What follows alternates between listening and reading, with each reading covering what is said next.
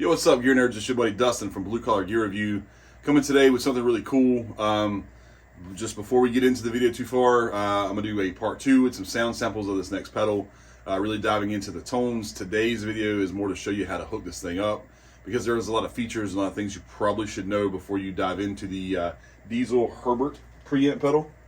It's an amazing, amazing pedal. In this video, I'll actually show you my first reaction to a buddy of mine capturing the first time playing through it, and just how massively responsive it is. It's a really awesome pedal, but there's a lot to sort of unpack. So this is going to be a very short, brief video and show you the features of kind of how to hook it up, what you should expect if you're running it in a power amp section or like a Duncan power stage, or if you're running it into the clean of a front of an amp, and how it's going to respond when you do that. So let's take a close-up look at the pedal. Let's take a close-up look of some of the connections, show you my initial reaction to playing it the first time. Really fun experience. And then again, part 2 is going to be diving into some sounds, some tones, and really pushing this thing and see what it can do. Let's dive in.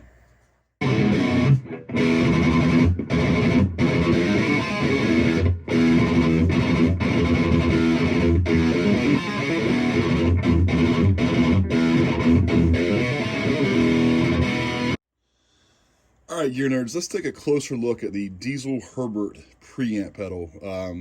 For comparison of size, and if you're building a board or if you're kind of building a sort of a travel rig, it's a pretty big pedal. It reminds me of the size of maybe like the old school Big Muff early pedals, the big green monsters.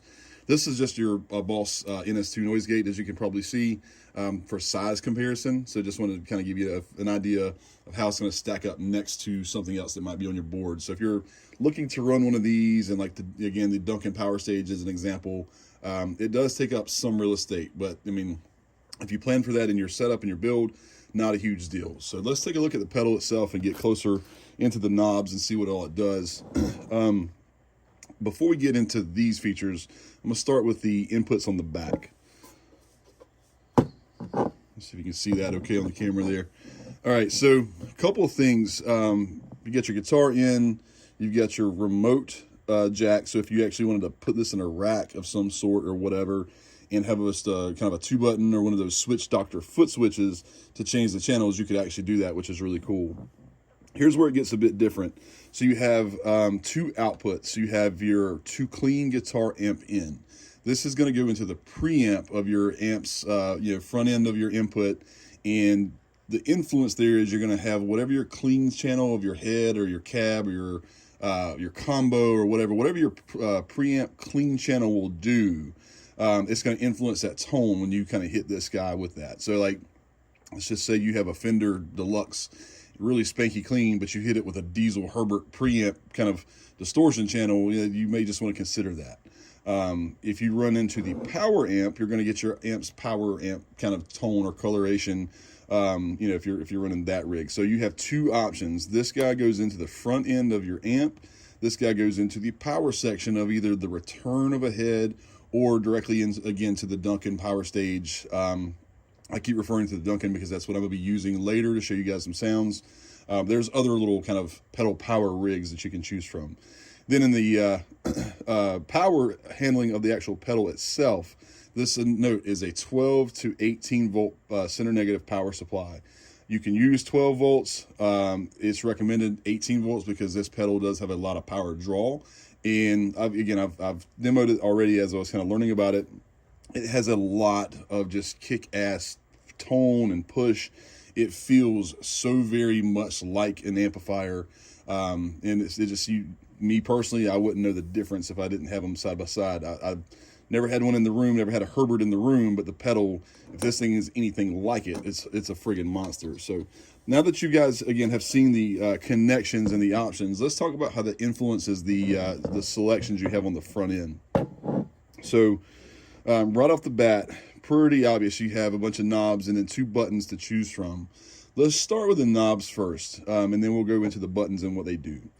You have your overall presence and resonance, or a deep knob, just like you would on another, like the example, the 5150s, 6505s have the presence and resonance knob. It's a similar idea. So if a presence and deep, same thing. Presence is your overall high end. Deep is your overall low end of the pedal. Then you have your sort of universal treble, middle, and bass knob. This thing can get really punchy and really woofy really fast. The dials are pretty sensitive, and they're pretty, have a good sweep and good range of intensity. Then you have what I would say is 2 channels, if you will, on the amp, and this is called a mid cut on this guy. So it's a mid cut master and a mid cut intensity. This is if you want to scoop your tone and get that kind of Dimebag Darrell scoop sound. Then you have your sort of a master volume there for that particular circuit. Then you have your normal master. This is going to be your sort of you ignore those guys. This is going to be your amps, preamp, high mids and lows, presence and resonance or deep, and then you have your overall master volume there. Then you have your overall universal gain. This gain knob affects both of your channels on this particular pedal.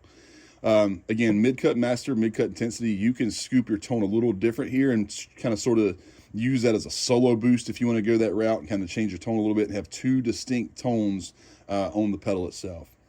Now, the reason I started with the knobs first, you can switch between the 2 channels using the mid-cut switch.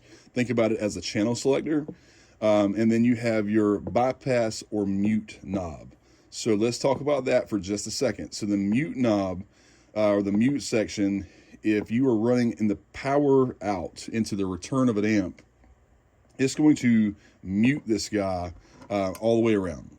If you have it in the other jack where you're running into the clean out, into the clean section of your preamp of your head or your combo or whatever, this is going to bypass the pedal. In other words, you're going to use this if you're using straight cleans from your amp. You can bypass this pedal depending upon which of the 2 jacks you're using on the back end. So again, the bypass works if you are running into the amp. The mute works if you're running out of this pedal into a power stage of a Duncan or something like that. So a lot of options, a lot of ways to do it. Using the sort of the bypass route, if you're going into a clean channel of a head, you actually get a clean channel. If you don't do that, if you're running sort of into the power stage, you're going to have to roll your volume on your guitar or use a volume pedal or something like that to sort of clean it up enough, controlling your gain. And if you're using a boost and things of that nature, it becomes a bit easier or a bit more difficult to get a really good clean channel if that's the route you're going. So again, I don't want to belabor the point, but I want to just kind of drive it that this has a couple of different options to hook it up. One, if you're running into a power stage of some sort, or if you're running into the front of an amp, and it has a couple of just different routing options to consider when you do that. And then, of course, the other cool features, if you sort of do all that in a rack and don't want to mess with it, it does have a remote switch. You can hook up another one of those like switch doctors or some of the other just momentary switches to change the channels on this thing and sort of leave that sort of in your rack somewhere and have a even smaller footprint on a pedal board. Hope this is helpful. Check out in this next segment my initial reactions to playing the Diezel Herbert preamp pedal. I'm gonna see what this thing sounds like.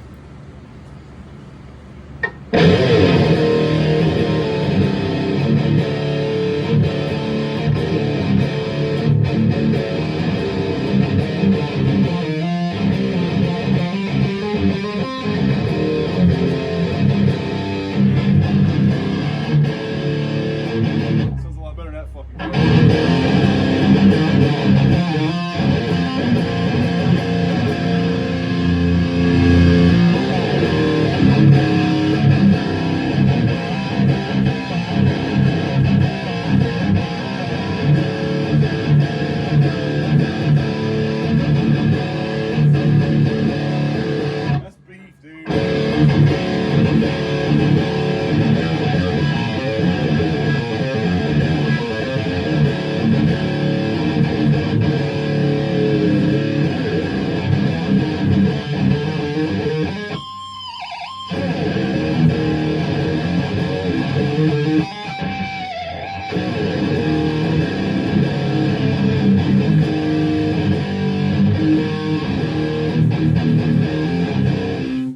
All right, guys, there you have it. Again, please stick around. Part 2 is coming. Some sound samples and some demos. But what I wanted to show you today is the various connections, the options that you have, essentially 2 channels and a preamp pedal, how it performs in front of a clean amp using kind of the mute/bypass feature, or if you're running it into a power amp of some sort like the Duncan Power Stage. how it'll sort of respond and what it'll do. Again, I focused on it in the up close section, but keep in mind this is a 12 to 18 volt pedal, so you need at least 12 volts to power it properly. 18 preferred, you get kind of more bang for your buck and more juice out of the squeeze there. So definitely one of the best pedals I've actually had a chance to play as far as those preamp pedals go with the power amps. It sounds amazing. I cannot wait for you guys to see part 2. Stick around. Again, today's demo is just to show you the connections and how to set it up, the footprint it can take up on your board, and just sort of maybe help you make a decision.